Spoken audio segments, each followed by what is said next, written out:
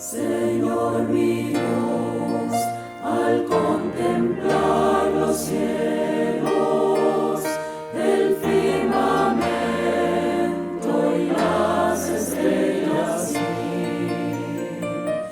al oír tu voz en los potentes truenos y ver brillar el sol en su cenit. Sings my soul, my Savior God, to thee. How great thou art, how great thou art. Iglesia Bíblica Koinonía. Nuestra misión es ser discípulos auténticos de Jesucristo que glorifican a Dios por medio de vidas transformadas por la obra del Espíritu Santo, y hacer discípulos que igualmente sean transformados por la gracia de Dios. Es crear un movimiento en el poder de Dios de hacer discípulos y de plantar iglesias para tener un testimonio claro de palabras y vivencia del Evangelio del Señor Jesucristo en el área metropolitana de Barranquilla y más allá de ella. La visión que tenemos es ser una iglesia celular que vive la presencia y el poder de Jesucristo y de su Espíritu para cumplir con sus propósitos de alcanzar a los que no conocen al Salvador con el Evangelio transformador. Ser una iglesia enfocada en la multiplicación de discípulos, de grupos familiares, de líderes siervos y de iglesias para presentar ante el mundo quién es Jesucristo. Como valores centrales tenemos la centralidad y autoridad de la palabra de Dios, centralidad en Cristo, dependencia de Dios, visión para la reproducción, comunidad, ministerio de todos los creyentes y santidad de vida. También ese hombre que había sido sanado tenía a Pedro y a Juan, no sé si agarrado uno de la mano o agarrado del cinto de ellos. Pero tal es que ese hombre no lo soltaba y estaba ahí el pueblo atónito. Entonces estaban estupefactos. Y qué momento oportuno para lanzar un mensaje. En ese comienzo del mensaje que vimos el domingo pasado, vimos como 3 hechos teológicos que menciona el apóstol Pedro, referente al carácter y la identidad de Cristo. Y presenta en esa identidad de Cristo que fue el Dios de los patriarcas, el Dios de Abraham, el Dios de Isaac, el Dios de Jacob, quien decidió glorificar a Cristo. O sea que la gloria era para Cristo, no para Pedro y Juan. No que todo se centrara en el que había sido sanado, sino que la gloria totalmente era para Cristo. Y se presenta a Cristo en ese sermón como el siervo de Dios. Ese que la audiencia, esa gente que estaba allí llena de asombro y de espanto, fueron los que lo habían entregado. Hicieron un cambio. Soltaron a un autor de muerte y retuvieron al autor de la vida. Tremendo como nosotros, la humanidad, somos. O sea, en vez de proteger al autor de la vida, debían haberlo reconocido por todas las señales que los profetas habían dado a través del Antiguo Testamento. Pero no. Lo negaron, lo entregaron y libraron a un homicida llamado Barrabás. Por eso Pedro también lo presenta como el santo y el justo. También ahí presenta, eso nos da otro aspecto del sermón, que la naturaleza pecaminosa de nosotros los seres humanos. O sea, mataron. Y Pedro les dice: ustedes mataron al autor de la vida. Ustedes le dieron vida a un autor de muerte. Esa culpabilidad en nosotros los seres humanos. Y terminamos el domingo pasado hablando acerca de que la gente necesitaba poner la fe en el Señor Jesucristo. que el hecho no era, y lo importante no era la sanidad física, que este hombre tuvo que tener fe, puso fe en las palabras, en el nombre de Jesucristo, levántate y anda, puso la fe en lo que expresó Pedro. Pero esa fe no solamente es una fe para la sanidad, y eso es una fe también en la persona de Jesucristo para la salvación. Vamos a orar. Señor, gracias por tu palabra, gracias por este relato del médico Lucas, que nos recuerda, Señor, lo importante de anunciar el Evangelio en oportunidades concretas y precisas. Gracias, muchas gracias, porque el Evangelio fue predicado ese día. Y ahora, Señor, hoy tú nos ayudas a recordar muchas verdades de esta predicación. En el nombre de Jesús, amén. Entonces vamos a leer ahora la parte que hay un elemento que vimos el domingo pasado que era la fe, y ahora hay una segunda parte que incluye la otra parte, y está en Hechos capítulo 3, versículos 17 al 26. No sé si es la voz mía que se va o la voz del capítulo 3, versículo 17. Mas ahora, hermanos, sé que por ignorancia lo habéis hecho, como también vuestros gobernantes. Versículo 17, capítulo 13. Pero Dios ha cumplido así lo que había antes anunciado por boca de todos sus profetas, que su Cristo había de padecer. Así que, en razón de eso, en vista de eso, arrepentidos y convertidos, para que sean borrados vuestros pecados, para que vengan de la presencia del Señor tiempos de refrigerio, y envía a Jesucristo, que os fue antes anunciado, a quien de cierto es necesario que el cielo reciba hasta los tiempos de la restauración de todas las cosas, de que habló Dios por boca de sus santos profetas, que han sido desde el tiempo antiguo. Vamos a leer ahí, luego leemos los otros versículos del 22 en adelante. Hay una expresión muy importante también que tiene que ver en el versículo 17, donde Pedro comienza a insistir a su audiencia con mucha urgencia de que hay que responder al Evangelio. Y les dice más, ahora, hermanos, está hablando de una conexión allá, ustedes hermanos en el sentido de que somos del pueblo israelita. O sea, Pedro está diciéndole a ellos, miren, aunque ustedes lo han hecho por ignorancia, ustedes actuaron por ignorancia, ustedes no reconocieron quién era realmente Jesús, por eso mataron al autor de la vida. Pero el hecho de que lo actuaron por ignorancia, eso no los hace inocentes. En la ley civil, o sea, el hecho de que uno no conozca la ley y la infrinja, no lo hace a uno inocente. No, que yo no sabía que había que declarar renta. Yo no sabía. La Diana, ahí le llega la carta y ahí le llega la sanción. No, que yo no sabía. No sabía, pero tiene que pagar. Si ustedes actuaron por ignorancia, pero son culpables de su pecado.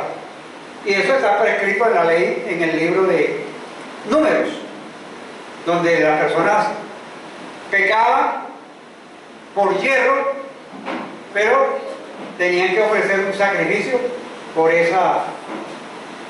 Anda, yo no sabía que había que hacer esto, lo hicieron y pecaron, erraron. Tienen que hacer un sacrificio, tienen que pagar en cierto sentido, por ese pecado. Entonces, estos judíos que estaban allí actuaron en ignorancia, pero de igual manera son culpables de pecado. Hay personas hoy en día que pueden decir, no, pero es que yo no he leído la Biblia. Pero en el libro de Romanos habla acerca de, no tienen excusa. Miren la creación, miren esto, miren lo otro. O sea, no hay excusa. Eres inexcusable hombre, dice en el libro de Romanos. Entonces, esto en este mensaje parece ser malas noticias. Pero Pedro también le da buenas noticias. A veces nos olvidamos que las buenas noticias del Evangelio están envueltas en un paquete que muestran la realidad de lo que nosotros hemos hecho, de nuestra naturaleza pecaminosa. La muerte de Jesucristo no fue un accidente, fue el cumplimiento, según el capítulo 3, versículo 18, Dios ha cumplido así lo que había antes anunciado por boca de todos sus profetas, que Jesucristo había de padecer. No fue un accidente, fue algo en los planes de Dios. O sea, había un cumplimiento, había anuncios por los profetas de que algo iba a pasar, de que algo se tenía que cumplir. Y se cumplió en la persona de Jesucristo. Entonces, a la luz de estas verdades, Pedro le implora a sus oyentes, a la audiencia, que responda a la misericordia de Cristo. En el versículo 19 dice, arrepentíos y convertíos. La segunda parte es una buena noticia. Todos nosotros queremos que sean borrados nuestros pecados, que vengan de la presencia de Dios tiempos de refrigerio. Pero para obtener eso hay que arrepentirnos y convertirnos. Eso le está diciendo Pedro a su audiencia. Por tanto, si ustedes quieren, y ese es el corazón del sermón, el corazón del sermón es eso, o sea, para que sean, o sea, si en el propósito es que ustedes reciban borrón de sus pecados, y no solamente el borrón de sus pecados, sino que vengan de parte del Señor tiempos de refrigerio. Hoy en día, tristemente, se está excluyendo una parte. Se le está ofreciendo a la gente tiempos de refrigerio. Vengan al Señor, porque en el Señor van a tener tiempo de refrigerio. Parta aquí, parta allá, siembra aquí, siembra allá, y vas a recibir. O sea, es verdad que Dios nos da tiempos de refrigerio, pero eso tiene un precio. Él no le dijo, Señor, miren, ustedes por ignorancia vendieron al Señor Jesucristo, lo mataron, pero aún a pesar de eso, ustedes van a recibir tiempos de refrigerio. Lo importante aquí es el refrigerio. En el aniversario eso era importante, el refrigerio. Pero no, o sea, Pedro va al corazón y al fondo del asunto. Arrepiéntanse y vuélvanse a Dios. Ese por lo tanto significa una reunión, una relación de causa. Es decir, a la luz del hecho de que los israelitas liberaron a un asesino, mataron al autor de la vida, el hecho de que Jesucristo es el cumplimiento del plan redentor de Dios, testificado por los profetas del Antiguo Testamento. A la luz de eso, ustedes tienen que arrepentirse y convertirse. Palabras fuertes que a veces te han desaparecido en el vocabulario evangelístico. El arrepentimiento y el convertirse.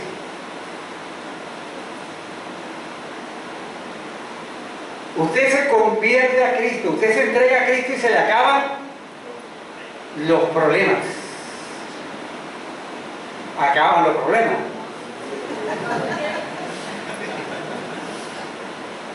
Porque eso no es lo que dice la Biblia.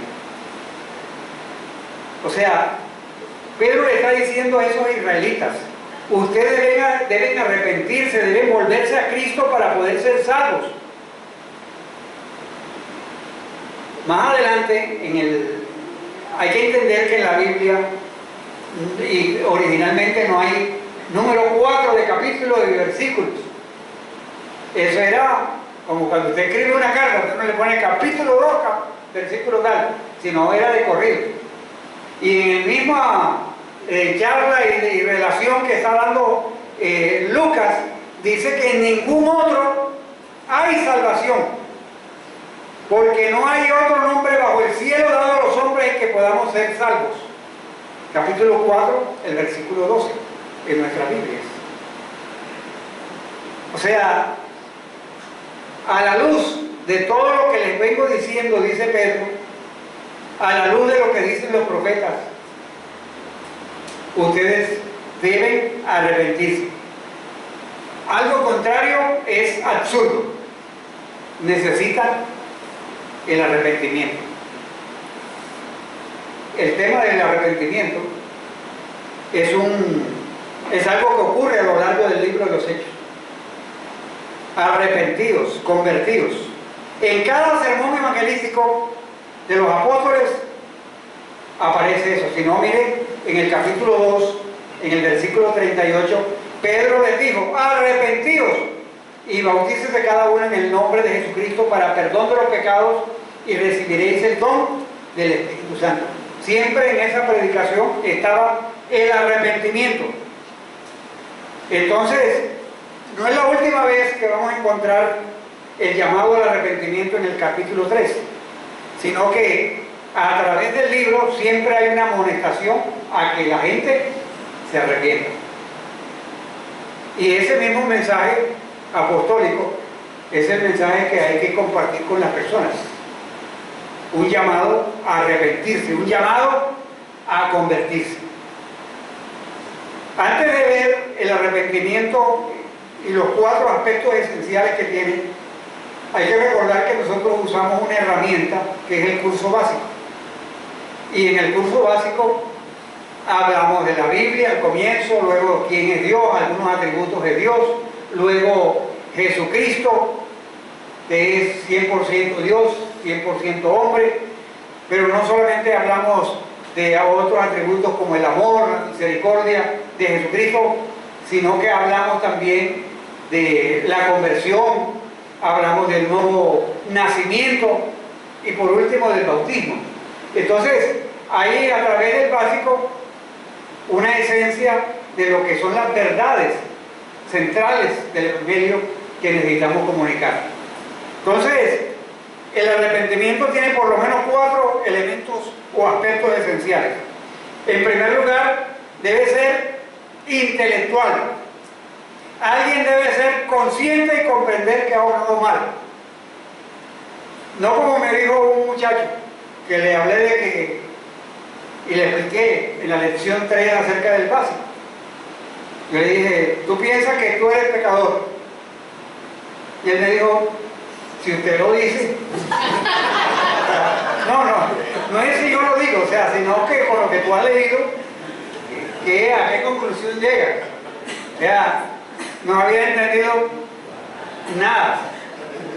Entonces, el arrepentimiento tiene que ser algo también intelectual, o sea, debe ser estar consciente de que yo he obrado, que yo he pecado contra Dios.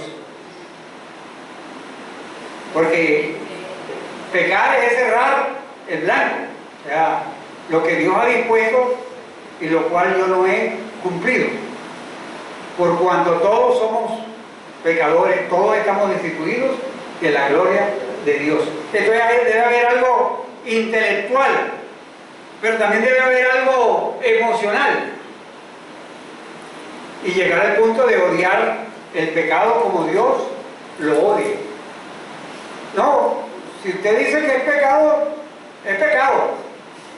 pero yo no siento que yo he pecado.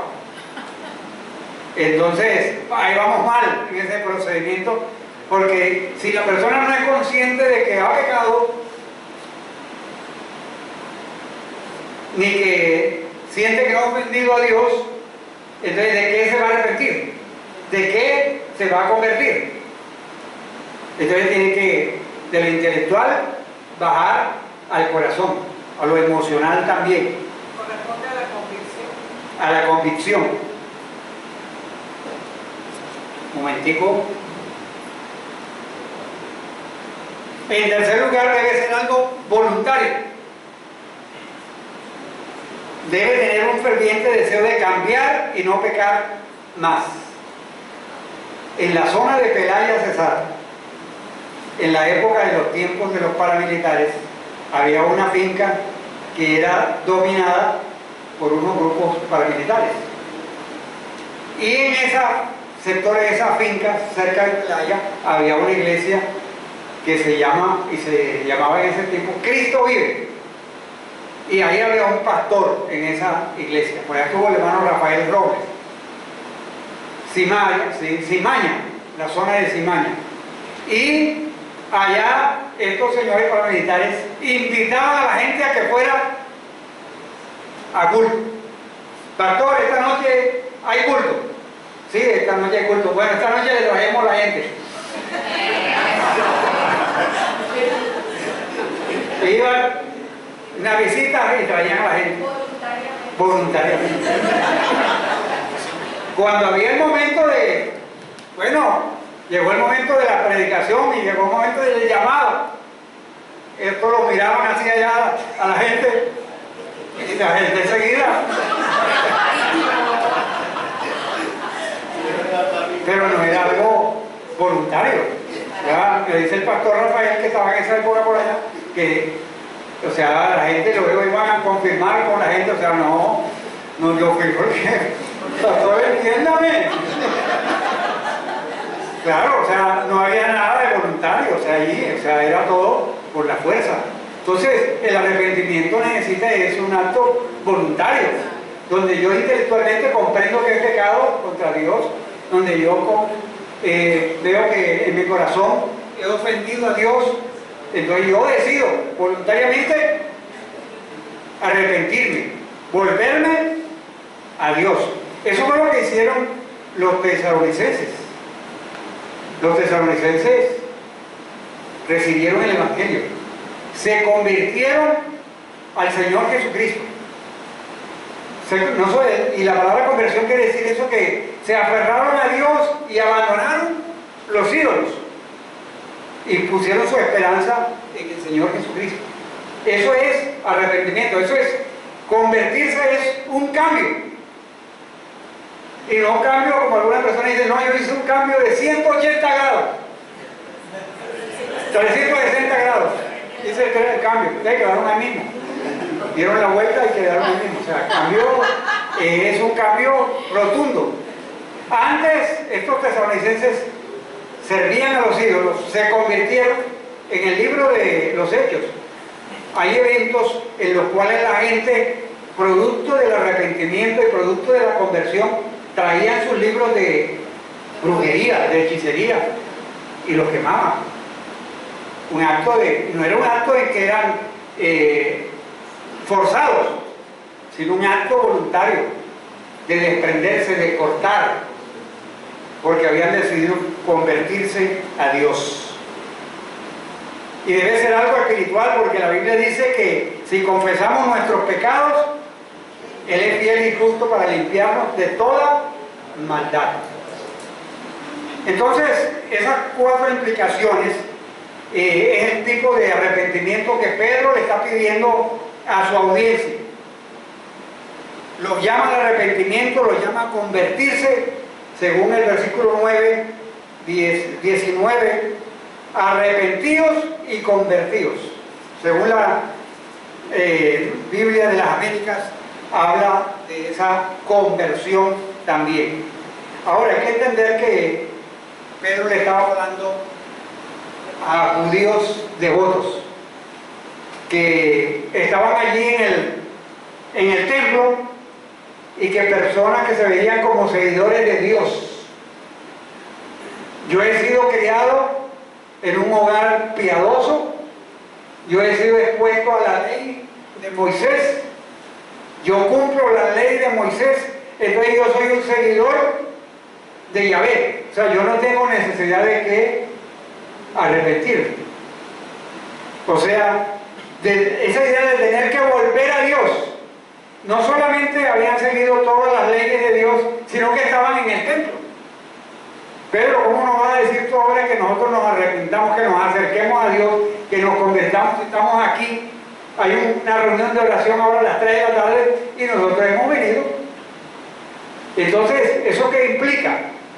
Que la decisión la invitación que hace Pedro no es simplemente a reconocer que Dios es Dios, reconocer que lo que la ley dice, sino que implica también que debo arrepentirme porque he pecado contra Dios. He abandonado a Dios. O sea, Pedro está cambiando esas suposiciones de los judíos sobre ellos mismos y su relación con Dios. Es posible que esos israelitas físicos pensaran que por el hecho de ser israelitas físicos ya tenían la herencia reservada para ellos. Y eso es algo que hay que tener cuidado también con nuestros hijos, que son criados en nuestros hogares, donde desde pequeños les enseñamos a tener un contacto con la palabra de Dios, les enseñamos a alabanza, cantan, participan con nosotros y pueden llegar a creer que eso es suficiente. Pero hay que llevarlas también a que tengan que reconocer que sí, Dios los ama, que es un privilegio que tienen, que han nacido en un hogar cristiano, pero necesitan tener un encuentro con Dios, que necesitan arrepentirse, que necesitan convertirse, así como el hijo de aquel vecino que pone el picó todo el día y que nuestra noche, o sea, igual que ese vecino pecador, nuestros hijos también necesitan convertirse, necesitan arrepentirse. Porque podemos pensar, no, es que estamos tan cerca de Dios. Ese es el concepto de los judíos, estamos tan cerca de Dios. No pegaban un servicio, ellos tenían uno a las 9, otro uno a las 6, a las 9 y a las 3 de la tarde, por allá, más o menos. O 9, 12, 3, creo que era 9, 12 y 3. La oración. Tenían fiestas, tenían toda esa cuestión, y los judíos eran muy leales y muy estrictos en eso. Pero eso no le daba la potestad de llegar a ser hijos de Dios. Por eso es importante también comunicar esa verdad con la relación con Dios a través del arrepentimiento y la conversión. Los judíos pensaban que eran justos ante Dios por su compromiso y su sacrificio, pero su confianza estaba equivocada. Yo veo que Pedro es bastante osado, y yo creo que ahí tiene que ver con el poder de Dios. Ese Pedro que en un momento dado negó al Señor 3 veces, ahora, después de Hechos capítulo 2, de cuando hay el derramamiento del Espíritu Santo y cuando son investidos de lo alto, hay otro Pedro diferente, un Pedro convencido, un Pedro que habla con denuedo la palabra de Dios y les enfoca a los judíos en ese sentido. Por eso Pedro los llama a volverse a Dios, y hay unas razones para volverse a Dios. Primero, bueno, para que sean borrados sus pecados, para que vengan de la presencia del Señor tiempo de refrigerio, para que el Señor envíe a Jesucristo que antes les fue a ustedes anunciado. Entonces, a través de los versículos 20, 19, 20, 21, 22 y 23, habla de todas esas razones. Hay 3 razones para aceptar esa exhortación. Primero, para que sean borrados vuestros pecados. Segundo, para que vengan del tiempo de descanso de parte del Señor. Y tercero, para que les envíe el Mesías, que ya ha sido preparado para ustedes. Pero el requisito previo, arrepentimiento. Entonces, miremos un poquito acerca de esas razones. Cuando nos arrepentimos, cuando nos convertimos, nuestros pecados son borrados o perdonados por Dios. Esta frase es un resumen glorioso del Evangelio. Todos nosotros los seres humanos, o sea, nos sentimos plenos cuando nuestra falta, cuando nuestros pecados han sido borrados o perdonados. Y eso es lo que hace el Evangelio. Nosotros, al convertirnos al Señor Jesucristo, arrepentirnos, son perdonados nuestros pecados. Y usa algunas figuras como que echado a lo profundo del mar.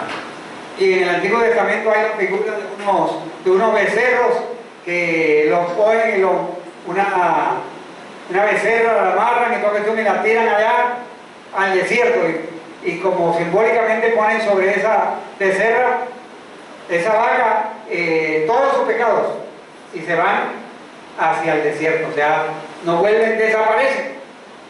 Esa es la idea y la connotación de lo que pasa cuando nosotros nos arrepentimos.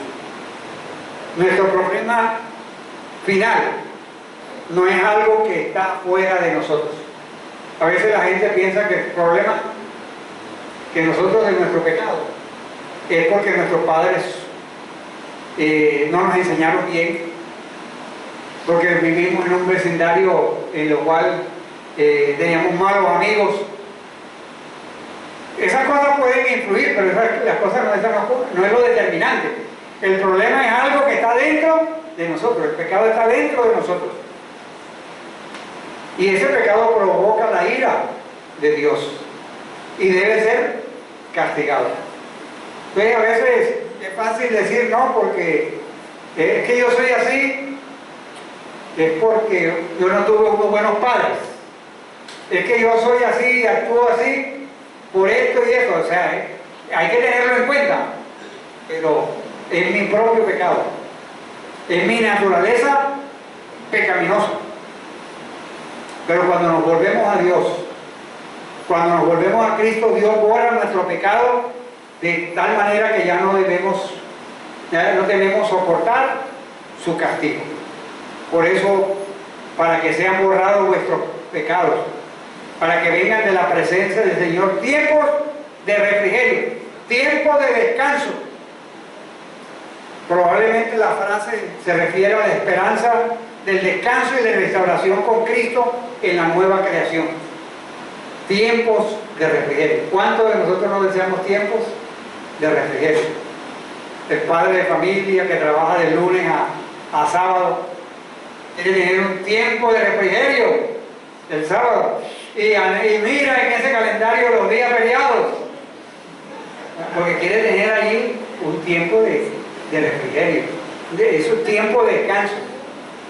Pero para los que nos convertimos y nos arrepentimos, no solamente hay perdón de nuestros pecados, sino hay tiempos de refrigerio. Ese descanso y esa restauración con Cristo en la nueva creación. Robert.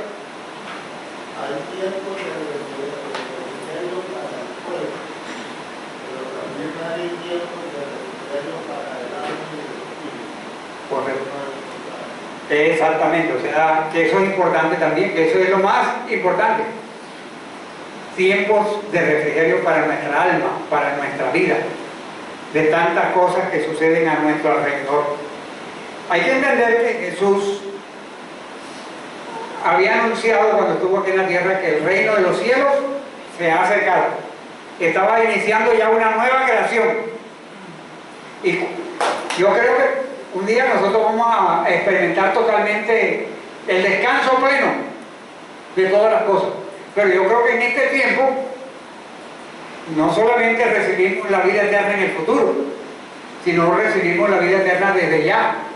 Y podemos disfrutar desde ya tiempos de refrigerio. Desde ya disfrutamos tiempos de descanso. ¿No cree usted, hermano, que el saber que los pecados de uno han sido perdonados que aquellas cosas por las cuales yo decidí y actué consciente y directamente pecar contra Dios, contra la familia, contra otras personas, al llegar a Cristo y convertirme, o sea, mis pecados han sido borrados, han sido perdonados, eso da un refrigerio, eso da un descanso, pero además de eso también hay el descanso que promete Cristo cuando Él restaure su reino. Entonces, Cristo va a venir para cumplir con todas las expectativas mesiánicas. La Biblia habla acerca de un reinado de ¿cuántos años? 1000 años en el futuro, o sea, donde allá va a ser el dominio completo por parte del Señor. Entonces, está como animándoles a ellos: miren, ustedes al convertirse y arrepentirse van a disfrutar del perdón de los pecados, de tiempo de refrigerio en esta vida y en el futuro la vida eterna. Ahora hay que entender que Él está hablando a los judíos para las expectativas que ellos tenían de un Mesías, de un reino aquí en esta tierra, en que ellos iban a gobernar. Entonces todas esas expectativas las está teniendo en cuenta Pedro en su sermón para llegar a ellos. Y también, pero le sigue diciendo en tercer lugar, en el versículo 20, y envía a Jesucristo que fue antes anunciado. Cristo fue antes anunciado. Se refiere a la, creo yo, a la segunda venida de Cristo. Entonces, Pedro le está implorando a los judíos que consideren el fin de la historia. Cristo va a venir de nuevo. Ellos deben querer asegurarse de que cuando Él lo haga, ellos sean a quienes venga a buscar y no a quienes venga a castigar. Porque Cristo vendrá y algunos lo vamos a recibir con gozo y con mucha expectativa, pero para otros el regreso de Cristo implica vergüenza, implica castigo. Entonces Pedro le está diciendo de que ojalá que ustedes, al arrepentirse y convertirse y tener tiempos de refrigerio, sean ustedes a quienes Cristo venga por segunda vez. Esa es una de las cosas hermosas que ofrece el Evangelio. El Evangelio son buenas nuevas de salvación, pero al anunciar el Evangelio también implica que al que escucha el Evangelio se le hace responsable del Evangelio. O sea, y Cristo vendrá también para juzgar a los que no se han arrepentido. Por eso es la necesidad de compartir los versículos de la palabra de Dios, todo el consejo de Dios, para que estas personas, como en el contexto del Antiguo Testamento en el pueblo de Israel, para que no sean excluidos o eliminados del pueblo. Entonces hay una expectativa, y es la expectativa de que Jesucristo fue antes anunciado, que Jesucristo a través del Antiguo Testamento fue anunciado, y habla, por ejemplo, en el libro de Deuteronomio de Moisés, que Dios le dice a Moisés que va a levantar otro profeta dentro del pueblo para guiarlo a otro éxodo. Y eso, para que ustedes lo puedan leer en casa, está en Deuteronomio 18, 15 al 18, está donde Moisés le dice a Israel que va a levantar otro profeta. Y Moisés está hablando de otro profeta, y ese profeta es Jesús, su muerte en la cruz, está anunciando. El éxodo de Israel, para algunos, es un evento que apunta a algo más grande, que no solamente apuntaba a la liberación física del pueblo de Israel de la esclavitud en Egipto. ¿Se acuerdan que antes de salir, o sea, el mandato de muerte era para todos? Pero había una orden que Dios dio de que sacrificaran un cordero y vertieran la sangre en las puertas, en los dinteles, y cuando pasara el ángel y viera esa sangre, el ángel, y eso que quiere decir la palabra Pascua quiere decir pasar por alto, pasar de largo. O sea, el ángel de la muerte no iba a entrar a esa casa. Eso es una alusión clara al sacrificio de Jesucristo. Aquellos que se convierten, aquellos que ponen su fe en Jesucristo. Entonces, esa liberación de la esclavitud de Egipto es un anticipo de nuestra liberación del pecado. O sea, se necesita el derramamiento de sangre, la obra de Jesucristo. Jesús es la figura de la que Moisés estaba hablando, pero Jesús es más grande que Moisés, se presenta en el libro de Hebreos. Moisés solo liberó físicamente a los israelitas. Cristo ha de liberar espiritualmente a todos los que creen en Él. Porque Moisés dijo a los padres, versículo 22, el Señor vuestro Dios os levantará profeta entre vuestros hermanos como a mí, y a Él oiréis en todas las cosas que os hablé. Y toda alma que no oiga aquel profeta será desarraigada del pueblo o eliminada. Ahí está la cita, en algunas Biblias ahí aparece la cita alusiva a Deuteronomio 18. Y todos los profetas desde Samuel en adelante, cuantos han hablado también, han anunciado estos días. O sea, que no simplemente fue un accidente, fue un plan desde el comienzo de la creación. Vosotros sois hijos de los profetas. Y el pacto que Dios hizo con vuestros padres, diciendo a Abraham, en su simiente serán benditas todas las familias de la tierra. O sea, había un plan para ellos en los cuales están llamados a creer en Cristo. Entonces, el éxodo a través de Jesucristo, la liberación, es mucho mayor. Aquellos que rechazan su obra en la cruz y no se arrepientan, no experimentarán el éxodo salvador del pecado. Más bien van a ser condenados y tener que enfrentar esa realidad.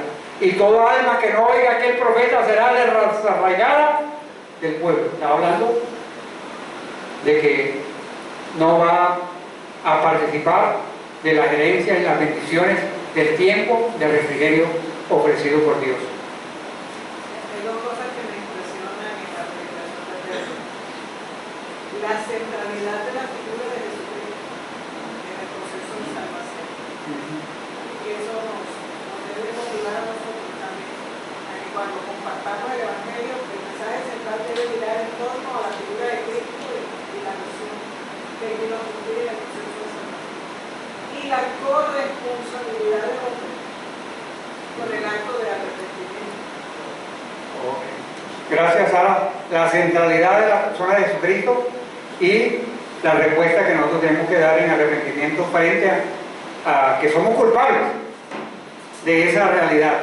Entonces, cuando yo veo este sermón y veo todas las implicaciones, y veo el momento culminante que está en los versículos finales, donde le dice, miren, ustedes son los hijos de los profetas. Ustedes han recibido los beneficios del pacto que Dios hizo con nuestros padres, diciendo que en tu simiente serán benditas todas las familias de la tierra. Y entonces le dice, primeramente, Dios ha levantado a vosotros, primeramente Dios ha levantado a su Hijo. Lo envió para que os bendijese a fin de que cada uno se convierta de su maldad. Mire, no es simplemente que las promesas, no, porque es que tuvimos los profetas, es que tuvimos los patriarcas y nos enseñaron. Eso es con una finalidad, a fin de que cada uno se convierta de su maldad, para que nos arrepintamos, para que nos convirtamos. Entonces, hay que responder a la persona y a la obra de Cristo. Por eso es importante, cuando comunicamos el Evangelio, llevar a las personas a un punto de invitarlos a reflexionar, a arrepentirse, a poner su fe en el Señor Jesucristo.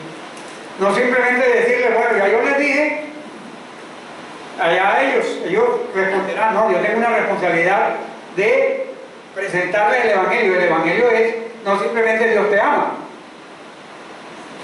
Ahora miren, a veces hay personas a las cuales nosotros le compartimos el Evangelio y oramos y nos sentamos y le explicamos y le buscamos lo que el curso de evangelismo, ese bosquejito que hay de Romanos 3, 23, se lo pintamos de una manera, se le echamos hasta colores y toda cuestión, y le hablamos y toda cuestión, y se la tiramos toda plena, clara.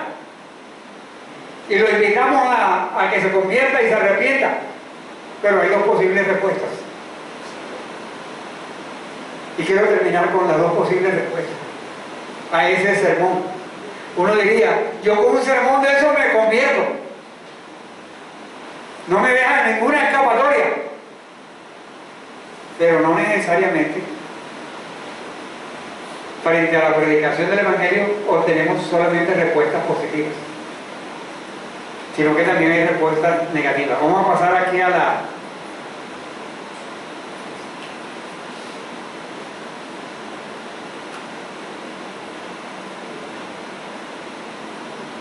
Bueno, hay un cuadro que habla de el impacto del Evangelio a esos mismos que pidieron la sangre de Cristo, que pidieron la liberación de Barrabás. A esos mismos se les ofrece perdón. Eso sí es paz total. A eso sí se les ofrece perdón y bendición a través de la persona de Jesucristo. Porque ellos son culpables. Pero Dios les ofrece a través de ese sermón, a través de la palabra, perdón y bendición a través de Jesucristo. Vamos al capítulo 4 del libro de los Hechos.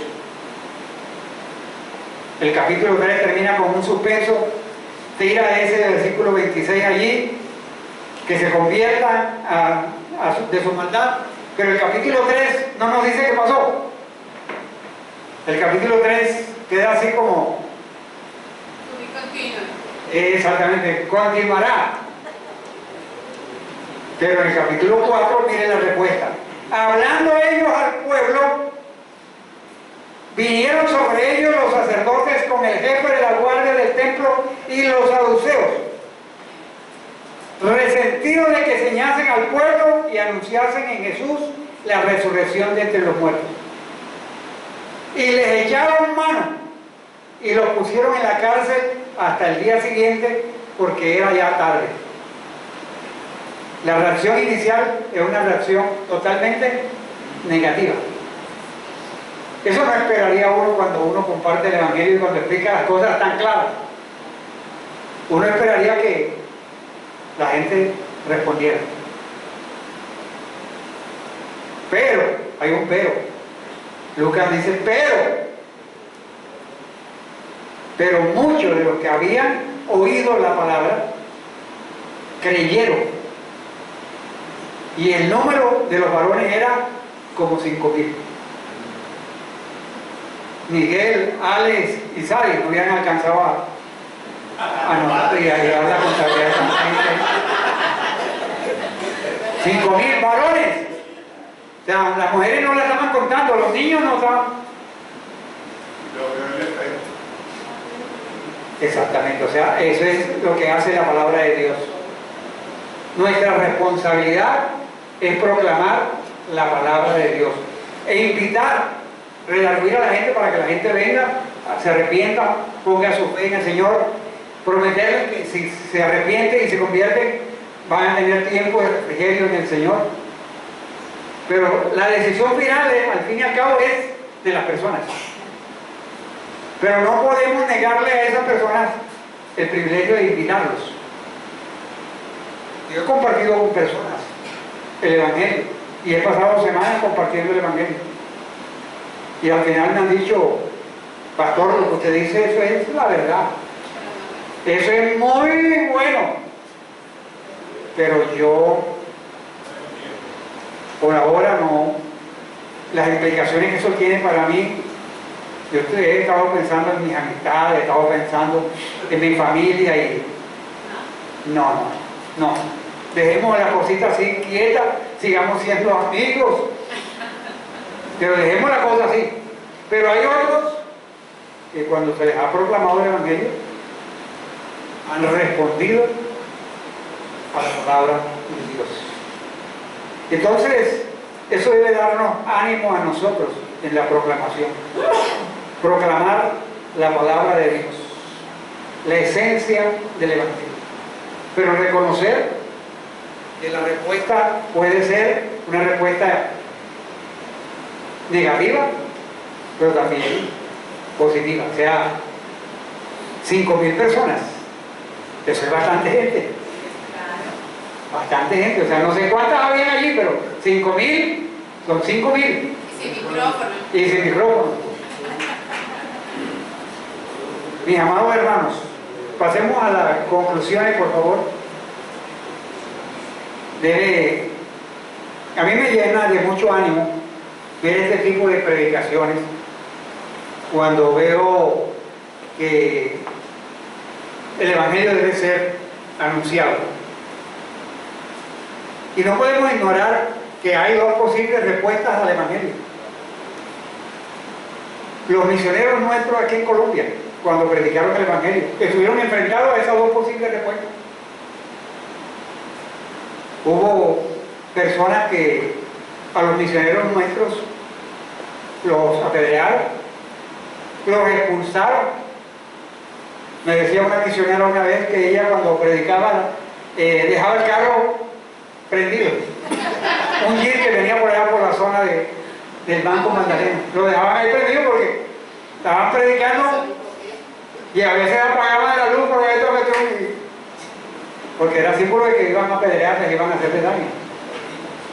Entonces, no podemos ignorar de esas dos posibles respuestas. La respuesta antagónica, pero también la respuesta de poder recibir el Evangelio del Señor Jesucristo. No podemos ignorar. Es tentador a veces ignorar y a veces puede ser producir temor en nosotros. No, pero es que yo tengo el temor de ser rechazado. No, es que no lo están rechazando a usted. Están rechazando el mensaje. Están rechazando el mensaje que usted está comunicando. Entonces, no nos dé temor hablar la palabra de Dios. Sí, yo creo que básicamente el tema es que cuando compartes el Evangelio puede haber ese riesgo de que al mensajero se lo tomen personal. O sea, Pedro aquí les estaba acusando, deben arrepentirse y quizás llegaron a increpar a Pedro. Eso fue lo que pasó cuando continuó en el capítulo 4. Es algo que debemos asumir. Exactamente. Debemos allí. Porque es que el mensajero está envuelto en un paquete. O sea, a veces el mensajero y el mensaje son los mismos. Cuando Jesús se proclamó yo soy, ellos comenzaron a decir, se está igualando a Dios. Llegó un momento en que tuvo que escabullirse porque lo iban a linchar. Entonces, si Jesús tampoco fue exento de eso. Sí, entonces no, es tentador ignorar esa verdad. O sea, y pensar solamente, no, cuando yo predico todo el mundo va a recibir y cuando yo vaya a compartir el Evangelio me lo van a aceptar bien. O sea, no podemos, hay dos realidades, dos posibles respuestas. Hermano, y la otra cosa, lo que usted dijo en el proceso de conversión, que las tres cosas tienen que existir, porque no puede ser que la persona solo por emoción, ay no, porque todo estaba bonito, la película bonita, lo que sea, entonces por emoción sola no se puede aceptar esa conversión tampoco. Tiene que estar involucrado del todo. Robert.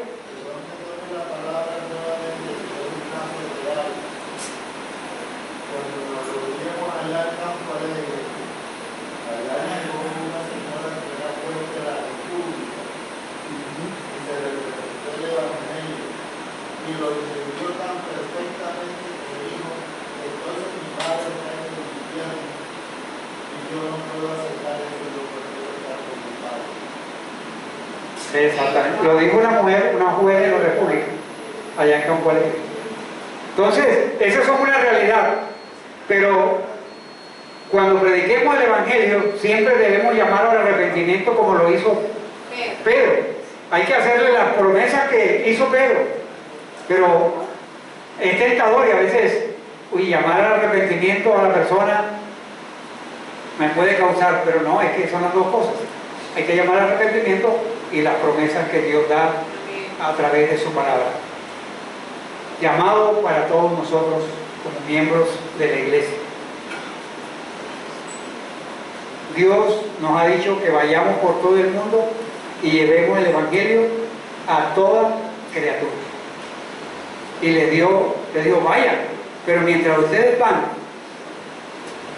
enseñando, predicando, bautizando, yo estaré con ustedes todos los días hasta el fin del mundo. Y esa es la convicción que debemos tener, que cuando estamos compartiendo el Evangelio con un amigo, con un familiar, el Señor está ahí con nosotros.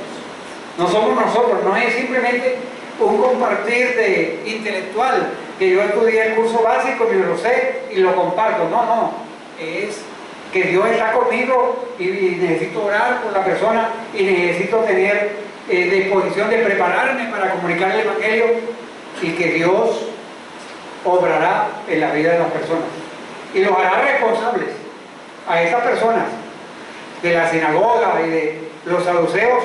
Con esa predicación, más que responsable. Ahí no podían decir, es que yo no sé, es que yo nunca oí, a mí nadie me dijo. Pero sí hubo unas personas que respondieron, más de 5.000. Yo tuve una experiencia con alguien que viene a la casa cada vez que tienen un aprieto y una para que ore por ellos. Le he compartido el Evangelio, la he invitado a estudiar la palabra, pero un día la confronté con su pecado de idolatría, porque ella cada año va a su pueblo a celebrar la fiesta del Cristo. Entonces un día el Señor me mostró que tenía que indicarle que si ella no se arrepentía de su pecado de idolatría, y se ha alejado. Entonces tenemos que estar también abiertos a la posibilidad de que, aún habiendo comunicado todo el consejo de Dios y hablado con claridad, no siempre la respuesta va a ser posible. Así es. Gracias, Señor. Gracias por tu palabra. Gracias por hombres como Pedro y Juan. Gracias porque tenemos a un médico como Lucas que nos registra, Señor, estos acontecimientos de tu iglesia, donde se nos muestra el contenido de la predicación. Señor, somos llamados somos como unos carteros, que nuestra tarea es llevar esa carta, ese mensaje de salvación a las personas. No tenemos libertad de abrir la carta, agregarle o quitarle. Simplemente la función de llevarla, porque tú eres el encargado de producir en esas personas el arrepentimiento o el rechazo. Señor, ayúdanos a contar y a saber que tu presencia irá con nosotros todos los días hasta el fin del mundo. Gracias, porque sé que aquí hay hombres y mujeres que tienen un corazón dispuesto para compartir tu palabra, y que en su compartir no solamente ofrecen tiempos de refrigerio, sino que le ofrecen a la persona la oportunidad de que se arrepienta y se convierta de sus pecados. Gracias, muchas gracias por el Evangelio, porque el Evangelio son buenas nuevas de salvación. Gracias, Señor, porque tú de una u otra manera nos rescataste a nosotros. Usaste a alguien para traernos este mensaje. Y esas personas quizás al comienzo pudieron tener temor por las preguntas que hacíamos, por los comentarios, pero al fin y al cabo tú obraste a través del Espíritu Santo para convencernos del pecado, de justicia y de juicio. Gracias, muchas gracias. Llévanos en paz a nuestros hogares y que podamos aprovechar las oportunidades que tú nos vas a presentar. En el nombre de Jesús. Amén. Que Dios nos bendiga a todos. Señor mi Dios, al contemplar los cielos,